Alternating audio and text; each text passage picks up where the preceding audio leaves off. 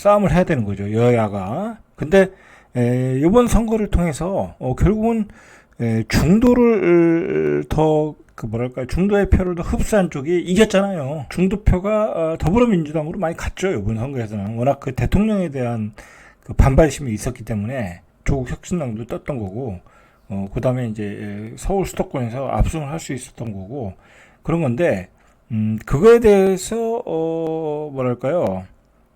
이번 선거를 통해서 뼈저리게 느낀 것 같아요. 고민정 의원과 민주당이. 자, 이거 지금 고민정 의원이 혼자 하는 얘기가 아니에요. 혼자 하는 얘기가 아니라, 그 민주당의 원내대표가 이미 이야기를 했어요. 그러니까 이게, 그냥 하는 얘기가 아니라 일종의 로드맵을 거치고 있는 거예요. 원내대표가 한마디 했고, 그 다음에 고민정 의원이 한마디 했고, 이렇게 뭐 화두를 던져놓으면 당내의 의견들이 나올 거 아니에요. 그죠? 당내의 의견들이. 자, 그러면서 그리고 지지자들의 의견이 나올 거란 말이에요. 민주당을 지지하는 그 당원들의 이야기가 나올 거야. 근데 뭐 당원들의 반발이 너무 크다.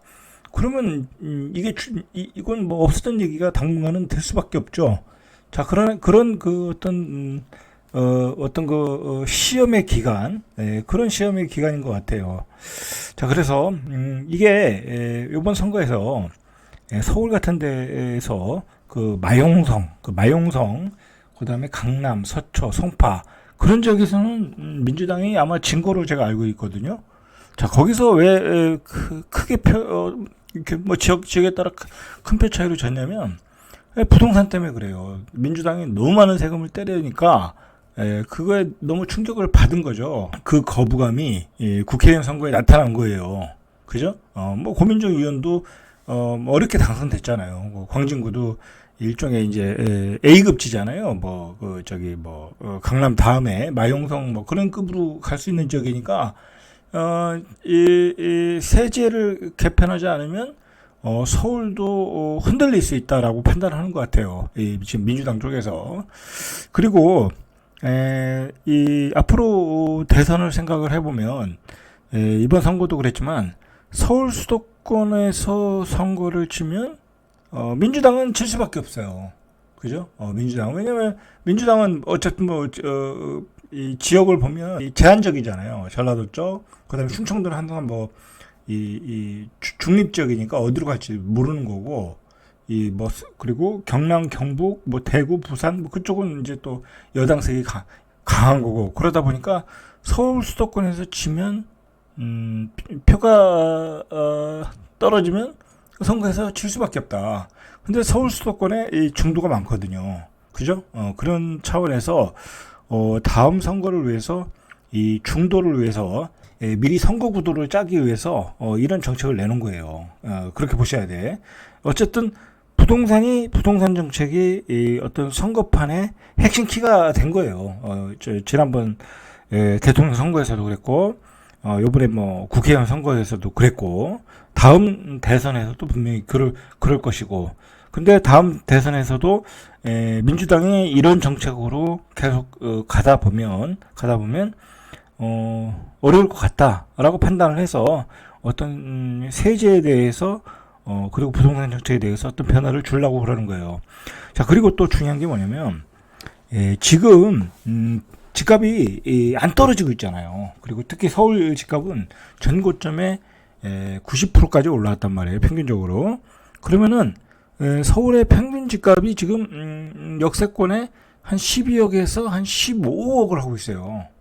그러면 서울의 많은 그 주택들이 종부세 대상에 들어갈 수 있고 종부세의 어떤 언저리에 있는 집들이 될 수 있어요.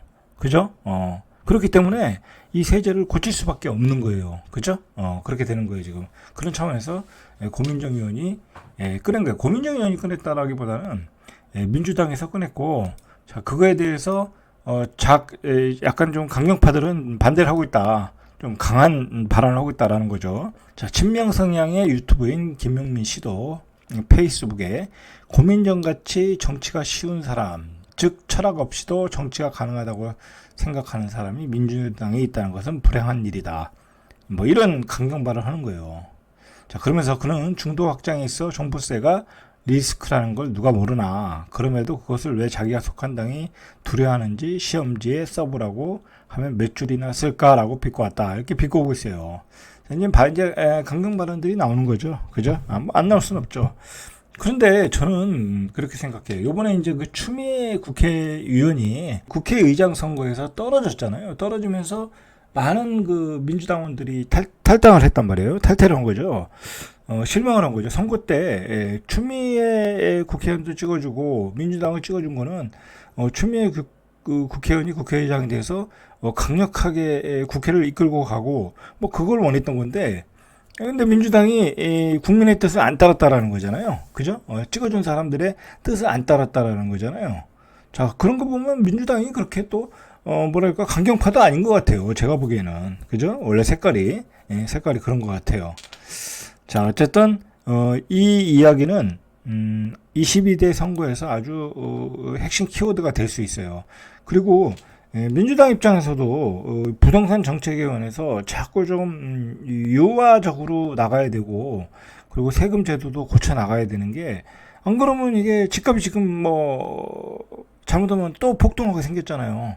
그러면 그 폭등의 그 똥바가지를 민주당에 쓸 수도 있단 말이에요. 그런 점도 있고, 두 번째로는 민주당이 이 종부세안을 어떤 그 양보를 한다고 하면 뭐 다른 게 또 얻는 게 있겠죠. 그죠? 서로 이 정치라는 거는 서로 주고받는 거니까. 자, 이 종부세 폐지는 고최고위원회 앞서서 박 원내대표도 지난 10일에 이미 발표를 했어요. 이미 언급을 했다라는 거죠. 자, 그런데 이재명 대표는 뭐 아직은 좀 빠른 거 아니냐, 뭐 이제 그런 발표를 했어요. 이재명 대표도 이미 2020년도 대통령 선거 때 종부세는 좀 완화할 필요가 있다라는 얘기를 했어요.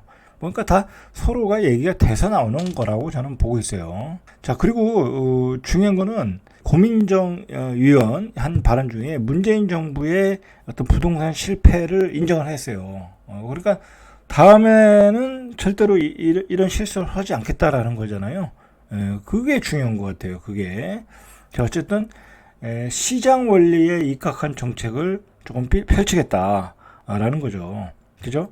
자, 그리고 사실상 또 이 종부세 공시지가 12억짜리 이 집을 가진 사람들이 뭐 그냥 자기는 그냥 옛날에 그냥 한 뭐 3, 4억의 분양을 받았어. 그죠? 옛날에.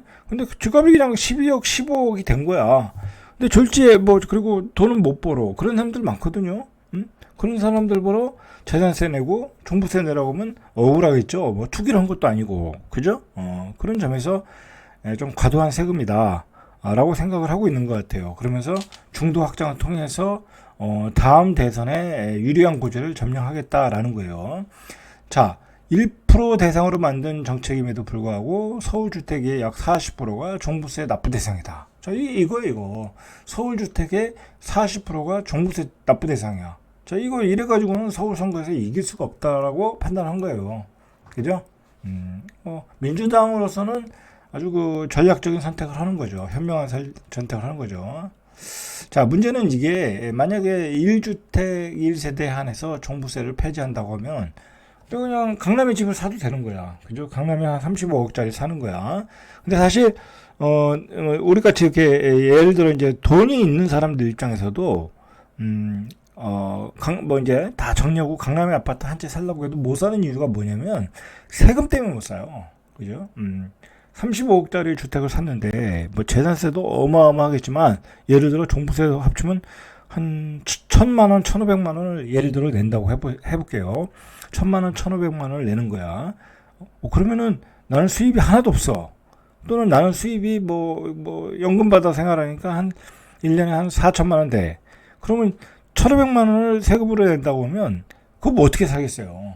그죠? 나는 내 집에 사는 것 뿐인데 내 집에 살다가 죽는 것 뿐인데 한 4천만 원 연금을 받는데 생활비가 4천만 원인데 1,500만 원을 세금 내라는 거야. 그죠? 그런 사람들이 이제 많은 피해를 보겠죠. 그죠? 그런 사람들이 많다라는 거예요. 자, 어쨌든 그런 상황에서 이런 정책이 나오니까 문제는 그것 때문에 집을 못 사는 사람들이 1세대 1주택 종부세 폐지를 하면 집을 살 수 있다라는 거잖아요. 그러면 또 고가 주택의 집들이 또 상승할 여지는 있는 거예요. 그런 부작용이 나올 수는 있다라는 거죠. 그런 부작용이 나올 수 있는 거예요. 자, 최고위원의 발언으로 다시금 종부세 관련 논의가 22대 국회에서 이어질 거다. 그러니까 22대 국회를 위해서 화두를 던졌다. 그리고 이것은 한 번은 넘어야 될 산이다라는 거예요. 그죠? 자, 이 22대 국회에서 이 종부세가 어떻게 논의가 되는지 우리가 좀 지켜볼 필요가 있겠죠. 자, 절대값TV의 명품 PD 한 PD였습니다.